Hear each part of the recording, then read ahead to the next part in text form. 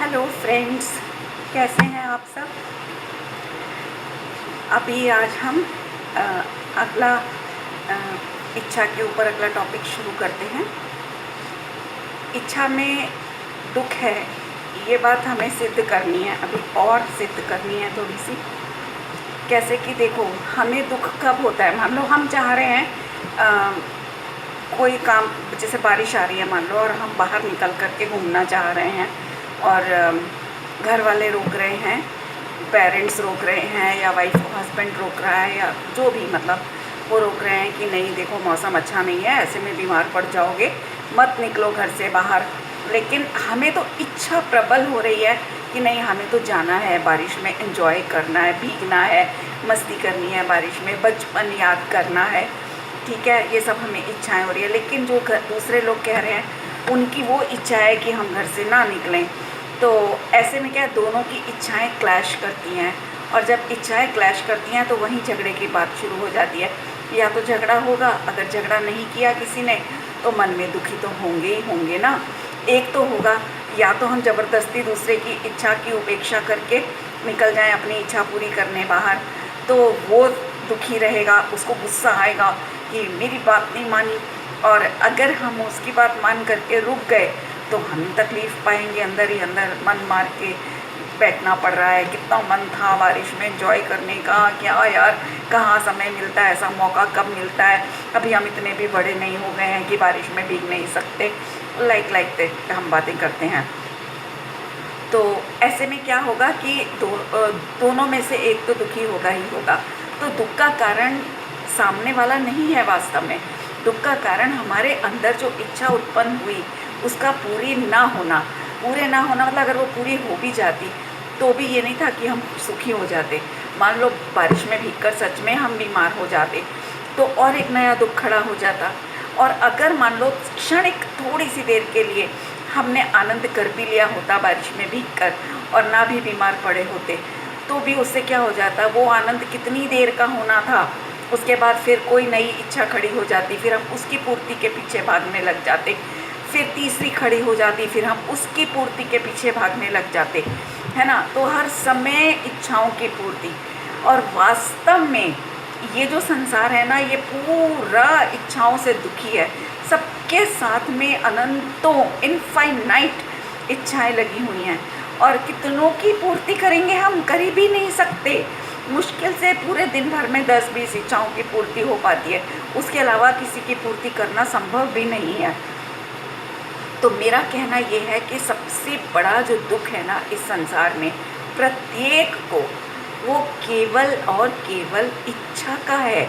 इच्छा जब जन्म लेती है मन में, तब दुख देती हुई ही उत्पन्न होती है ना। देख लो, अब शादी देख लो, क्या है शादी, दो लोग मिलकर के आपस में शादी करने का निर्णय लेते हैं। क्यों लेते हैं? लड़का सोचता है मेरी वाइफ आ जाएगी, वो मेरा खान पान का, मेरे घर का सारा, मेरी सुविधाओं का ध्यान रखेगी। लड़की भी यही सोचती है कि मेरी शादी हो जाएगी, मुझे अच्छा घर मिल जाएगा, पति अच्छा कमाने वाला होगा, मैं ऐश करूँगी बैठ कर के, मेरी सब डिमांड्स पूरी होंगी, है ना। तो वो ये सब सपने लेकर के ससुराल आती है। लेकिन होता उल्टा है। क्यों? क्योंकि दोनों दुखी लोग मिलकर के सुखी होने की चाह करते हैं। तो जब दो दुखी मिलेंगे तो कैसे सुख हो जाएगा उत्पन्न।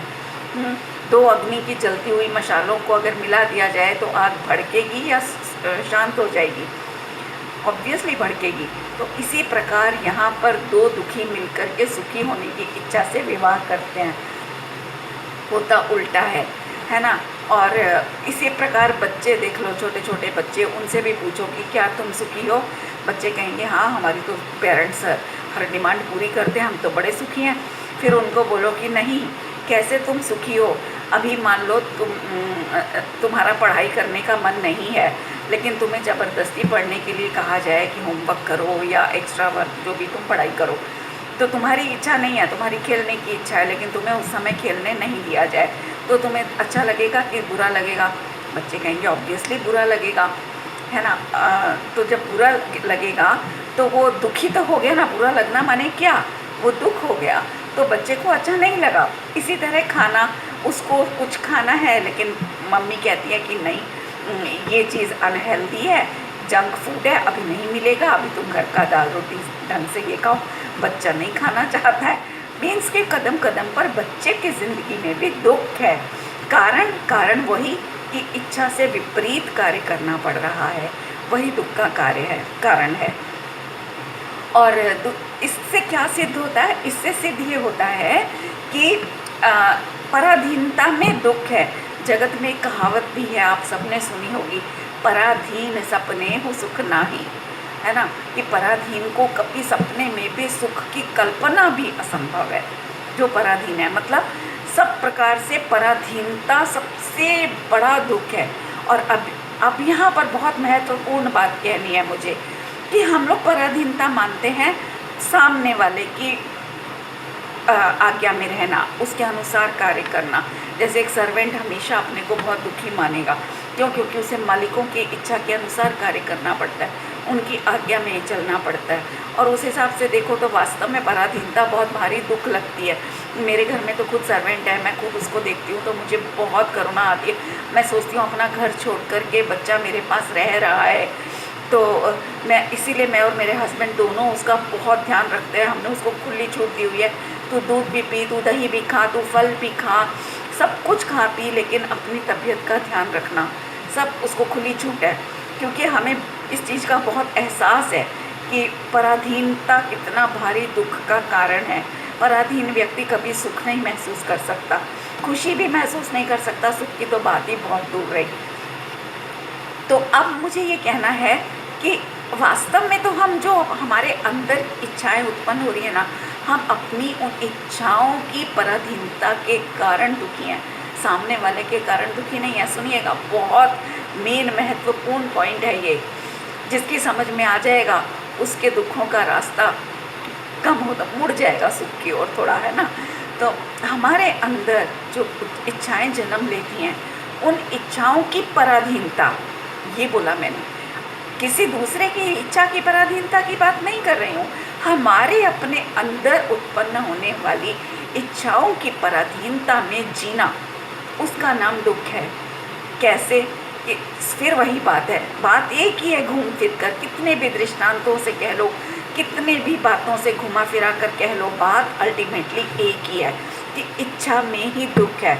हमारे अंदर जैसी इच्छा उत्पन्न हुई, हम तुरंत उसके प्रति कार्य करने की कोशिश करते हैं, और वो कार्य होना या ना होना वो हमारे हाथ में नहीं होता, वो उसकी होनहार। एक्चुअली हर इच्छा जो आती है ना, वो अपने साथ अपना उपादान माने अपनी डेस्टिनी भी साथ में लेकर के आती ही है कि उसको कब पूरा होना है, कब कौन सी इच्छा को पूरा होना है, किस तरह से पूरा होना है, किसके निमित्त से पूरा होना है, ये सब कुछ पूर्व व्यवस्थित है।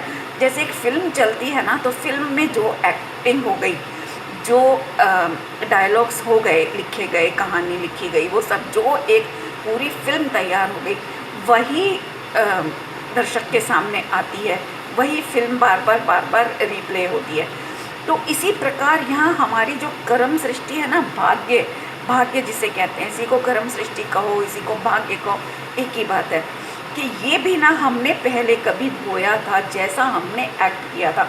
एक्ट मीन्स हमने जैसे भाव किए थे, जैसी इच्छाएं की थी, इच्छाओं की गुलामी करी या उनसे लड़ना सीखा, उनको जीतना सीखा, जैसा हमने एक्ट किया वैसी की वैसी अंदर कर्मों की रील डेवलप हो जाती है, और फिर वो रील हमारी अगले जन्म में निकलती है। तो आज का जो हमारा जन्म है ना, वो उसी हमारी पूर्व भव की रील का वो रिप्ले है। अब हो सकता है कुछ लोग रीबर्थ को ना मानते हों, तो वो उनका मैटर है। वैसे इसको भी सिद्ध किया जा सकता है बहुत आसानी से कि रीबर्थ है। देखो कैसे है कि कोई तो जन्म से ही भिखारी के घर पैदा हो जाता है, जिसको तन ढकने को कपड़ा तक नहीं नसीब होता, और कोई बैठे बैठाए बड़े बड़े मिनिस्टरों के यहाँ, अरबपति बड़े बड़े इंडस्ट्रियलिस्ट के यहाँ पैदा हो जाता है। तो ये सब क्यों होता है? अब आप कहोगे भगवान, अरे भगवान क्यों करेगा यार, मुझे ये बताओ, भगवान को क्यों फुर्सत है? पागल है क्या वो बैठा हुआ? कि उसको किसी से द्वेष है क्या, या किसी से बहुत प्रेम है क्या कि किसी को तो इतनी अमीरी में पैदा कर देगा, किसी को दरिद्रता में खाने तक को ना मिले ऐसे में पैदा कर देगा? ऐसा कुछ नहीं, ये सब हमारी कर्म फिलॉसफी है। हमने जैसा किया वैसा ही हम भोगते हैं, ठीक है। और इस प्रकार देखो तो पूरा भव सिद्ध हो जाता है। और अभी तो आप देखो सीता थी, सीता का इस जन्म का कोई दोष नहीं था, फिर भी उसके ऊपर लांछन लगा, है ना, पति के द्वारा जंगलों में भी छोड़ी गई। क्यों? इस जन्म का तो कोई दोष नहीं था ना, सती थी, बिल्कुल बहुत बढ़िया स्त्री थी, फिर भी लगा। क्यों? क्योंकि वो सब उसके पूर्व जन्मों का दोष था, आज का कुछ नहीं था, है ना। कोई पाप करके अगर आज का अपराधी 10, 20, 50 साल, 5 साल अगर बचता फिरता है पुलिस से, तो भी पुलिस में उसका रिकॉर्ड होता है, नाम दर्ज होता है, जब भी पकड़ में आएगा तुरंत अरेस्ट हो जाएगा। वही सेम कहानी यहाँ पर है हमारी, हम भी कर्मों की गिरफ्त में है। जैसे ही हमारा जिस कर्म का उदय आएगा, हम तुरंत उस कर्म से घिर जाएंगे और वो कर्म हमें पनिश करेगा।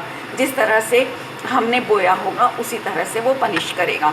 तो ये है, तो पराधीनता की मैं बात कर रही थी कि हम बाहर में ना देखें, बाहर में पराधीनता नहीं है, ना स्वाधीनता है ना पराधीनता है, बाहर में कुछ नहीं है, बाहर सब अपने अपने कार्य कर रहे हैं, कोई किसी से किसी को कोई लेना देना नहीं है। हाँ, वो अलग बात है कि कोई तीव्र कषाय के परिणाम करता है तो उसके कारण सामने वाला दुखी दिखाई देता है, लेकिन वो जो दुखी दिखाई दे रहा है ना, वो भी अपनी इच्छा से ही दुखी है, क्योंकि उसको वैसा बिहेवियर नहीं अच्छा लग रहा है, इसलिए उसको उसमें दुख लग रहा है, उसके उस खराब बिहेवियर में। अभी जैसे मैंने एक और वीडियो में बोला था ना कि चोर को चोरी करने वाला बहुत अच्छा लगता है, उसको नई नई कलाएं उससे वो चोरी की सीखता है ना। स्टूडेंट को, एक अच्छा स्टूडेंट, इंटेलिजेंट, वो बहुत अच्छा लगता है। क्रिकेट प्लेयर बनने का जो शौकीन होता है व्यक्ति, उसको सचिन तेंदुलकर जैसे ये कैप्टन्स ये बहुत अच्छे लगते हैं, वो उनको फॉलो करता है, उनकी तारीफ़ें करता है। तो इस तरह से ना इस चीज़ का कोई पैमाना नहीं कर सकते हैं, ये सब अपनी इच्छा के ऊपर डिपेंड करता है कि हमें सामने वाला कैसा लग रहा है, और हमारे अपने बोए हुए कर्मों पर आधारित है कि हमें कैसा संयोग मिलता है। लेकिन फिर वही बात कि हम अगर दुखी हैं तो सिर्फ अपने अंदर पैदा हुई इच्छा से, जैसा हम चाहते हैं वैसा आज नहीं हो पा रहा है, इस वजह से हम दुखी होते हैं। तो पराधीन सपने हो सुख नाही, हमें अपनी इच्छाओं की गुलामी छोड़नी पड़ेगी। इस रहस्य को समझना पड़ेगा कि वास्तव में ये इच्छाएं जो पल पल करके हमें मार रही हैं, तिल तिल करके हमारा भाव मरण माने अंदर ही अंदर हमें किल कर रही हैं। एक शरीर का मरण होता है, वो द्रव्य मरण कहलाता है, वो अलग चीज़ है, लेकिन भावों में हम हर पल मर रहे हैं। देख लो कितने दुखी रहते हैं। कौन है जो 24 घंटे में से 20 घंटे भी खुश रहता होगा? चलो 20 छोड़ो, सोने के 8 घंटे निकाल दो, तो उसके अलावा 16 घंटे बचे। 16 घंटे में से 10 घंटे भी कौन खुश रहता होगा? मैं 16 घंटे की बात नहीं कर रही, मैं 10 घंटे की बात कर रही हूँ। कौन खुश रहता होगा? कोई भी नहीं रह सकता। हर समय अंदर घुटता रहता है किसी न किसी थॉट को लेकर, कुछ पिछला, कुछ अगला, कुछ आज का, घुटता ही रहता है इंसान। तो ये जो हमारी इच्छाओं की गुलामी है ना, ये हमारे दुख का कारण है। सामने वाला बिल्कुल भी हमारे दुख का कारण नहीं है। तो इस चीज़ को अगर हम समझ लेंगे और अपने अंदर उत्पन्न हुई इच्छाओं की गुलामी छोड़ेंगे, अब वो गुलामी कैसे छोड़ेंगे? इतनी आसान नहीं है छोड़ना वो, लेकिन उसका भी उपाय है। दुनिया में कुछ भी ऐसा नहीं है जिसका उपाय नहीं है, बशर्ते कि हमें पता नहीं है। देखो, अपनी थॉट से बचने के लिए तो मेडिटेशन करते हैं लोग। मेडिटेशन में क्या होता है? यही तो होता है कि अंदर उठने वाले थॉट्स या तो कम हो जाते हैं किसी के, या किसी के बहुत ही मंद हो जाते, अभाव नहीं होता, बहुत मंद हो जाते हैं, इतने मंद हो जाते हैं कि वो हमें दिखाई नहीं देते। जैसे राख की ढेरी में चिंगारी छिपी रहती है ना, तो जैसे ही उसको सूखे पत्ते का या कागज़ का निमित्त मिलेगा, वो फ़ौरन अग्नि बन के भड़केगी। उसका अभाव नहीं होता, लेकिन वो हमें दिख नहीं रही है। इसका मतलब ये नहीं कि वो वहाँ है नहीं। इसी प्रकार यहाँ इच्छाएं अंदर रहती हैं, कितना भी मेडिटेशन कर लो, रहती हैं, लेकिन ये है कि वो उस समय थोड़ी हमारे शांति के प्रयास में जो हम बैठते हैं, हमारे उस प्रयास के कारण वो दब जाती हैं। इसीलिए तो जैसे ही हम मेडिटेशन से हटते हैं तो तुरंत इच्छाएं वापस वैसी लाइफ खड़ी हो जाती है। अगर अभाव हुआ होता तो क्यों होता वैसा, है ना? वापस हम उसी इच्छाओं वाली ज़िंदगी में आ जाते हैं। तो इसका तरीका यही है कि हर चीज़ का सिम्पटम होता है दुनिया में भी। जैसे आप मैं जैसे अपनी बात बताती हूँ, मैं जब कॉलेज में थी तो मुझे सब्जियां छांटनी कुछ नहीं आती थी, खाना बनाना भी नहीं आता था। तो एक बार मम्मी ने मुझे बोला भिंडी ले आ सामने मार्केट से। अब मुझे नहीं पता भिंडी कैसी होनी चाहिए, कैसी छाँटनी चाहिए। भिंडी तो पता थी क्या होती है, इतनी बेवकूफ़ भी नहीं थी, पर मम्मी ने मुझे बता के भेजा कि भिंडी पतली पतली छाँटना, पीछे से डंडी तोड़ के देख लेना, वो एकदम टूट जानी चाहिए। अगर नहीं टूट रही है इट मीन्स कि वो पक्की भिंडी है, वो नहीं छाँटना, और बड़ी बड़ी नहीं छाँटना। ऐसा उन्होंने मुझे समझा के भेजा, तो मैं जा कर के ले आई आराम से। अगर नहीं बताती तो मतलब उन्होंने मुझे सिम्टम बताया एक अच्छी भिंडी का कैसी होनी चाहिए, तो मैं आराम से ले आई। तो इसी प्रकार यहाँ इच्छाओं का भी एक लक्षण है। किसी भी वस्तु को पहचानने के लिए, अन्य वस्तुओं से भिन्न करने के लिए हर एक वस्तु का एक एक्स्ट्रा ऑर्डिनरी सिम्टम होता ही है। और उस एक्स्ट्रा ऑर्डिनरी सिम्टम को हमें समझना होगा। जब हम उस एक्स्ट्रा ऑर्डिनरी सिम्टम को समझ जाएंगे वस्तु के, तो हमें वो दो वस्तुएं जो मिली हुई हैं वो अलग अलग दिखने लग जाएंगी। यहाँ आत्मा और इच्छाएं मिली हुई हैं। हम मेडिटेशन में आत्मा को खोजते हैं लेकिन नहीं खोज पाते, भ्रम में ही जीते रहते हैं। उठकर आ जाते हैं, बड़ी शांति लगी। अब ये सोचिए जो शांति लगी ना हमें मेडिटेशन में, वो सच्ची में आत्मा तो नहीं मिला, लेकिन वो शांति लगी, ये भी सच है, झूठ नहीं है। पर वो क्यों लगी शांति? क्योंकि वहाँ इच्छाएं दब गई थी। तो अब आप ये सोचो कि जब इच्छाओं के दबने में इतनी शांति महसूस होती है, तो वो वस्तु जहाँ इच्छाएं है ही नहीं, जहाँ इच्छाओं का टोटली अभाव है, तो जब उसका अभाव हमें दिखेगा और वो वस्तु दिखेगी जिसमें इच्छाएं हैं ही नहीं, जन्म ले भी नहीं सकती इच्छा आत्मा के अंदर, जब वो वस्तु आत्म वस्तु हमें दिखाई देगी, तो कैसी शांति अपूर्व और कैसा आनंद चलेगा। सोच सकते हैं हम? नहीं सोच सकते, लेकिन ये सच है। इतना गजब आत्मस्वरूप है आत्म वस्तु कि अभी हम उस टॉपिक पर आएंगे। अब मुझसे और इच्छा की चर्चा नहीं की जा रही है, बहुत हो गया, आप सब समझदार हैं ना। अब हम आत्मा पर आएंगे कि कैसे आत्मा को पहचाने। दो मिली हुई वस्तुएं हैं, जैसे दूध के अंदर घी, मक्खन, सब कुछ, मलाई, सब हम देख लेते हैं। कच्चे दूध में ही सब कुछ हम समझ जाते हैं। मेहंदी हरे रंग की होती है, उसके अंदर उसकी ललाई वो हम समझ जाते हैं फ़ौरन कि कैसी होगी, है ना। हर एक चीज़ के अंदर की चीज़ हम उसको इम्प्योर फॉर्म में ही उसकी प्योरिटी को देख लेते हैं। इसी प्रकार यहाँ हमें आत्मा और इच्छा माने कर्म, उनके भी एक्स्ट्राऑर्डिनरी सिम्टम्स हैं। उन सिम्टम्स को पहचानेंगे और फिर उन सिम्टम्स को पहचान के बहुत आसान हो जाएगा आत्मा को कर्मों से अलग करना और अपनी अनुभूति करना। इतना सरल कि मैं कह नहीं सकती कि एक रोटी बनाने में ना महिलाओं को लगेगा पहाड़ तोड़ना पड़ रहा है, लेकिन आत्मानुभूति में इतना सरल और इतनी सहजता कि बस जब आप करोगे ना तो आपको पता चलेगा। तो वो सिम्टम अब हम नेक्स्ट टाइम लेंगे कि क्या सिम्टम्स हैं, कैसे हम पहचानें आत्मा को, और अपनी सच्ची शांति जहाँ है वहीं से तो मिलेगी ना।